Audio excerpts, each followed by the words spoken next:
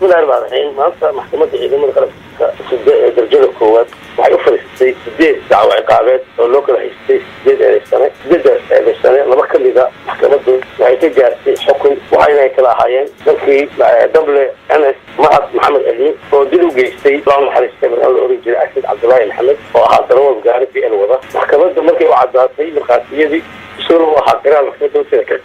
ka gartay ee loo soo jeediyay waxaa maxkamaddu u cadaatay inuu yahay ka dilgilay galbeedkii waxay ku xukuntay tawasha sidoo kale maxkamadda ciidamada qalabka waxay u fariistay dacwadaasi loo haystay dable Anas Aweys Maxamed Xasan oo isaga dil u geystay wuxuu la oran jiray Allah naxariistay Cabdishaaq Maxamed Axmed إذا واحد مثل عزات مقاصيد أنا إذا جستي أصلاً محكمة دولة كتبتي إن ذلك السلطة أو جستي محكمة دولة يكون أكون بجسة وشاء بداية إلى السنة إلى السنة إكترى محكمة دولة كي دعونا إكترى ما يستي وحيولك تجيبون كل ذي بأي لغة سوشيالية بلا غلط.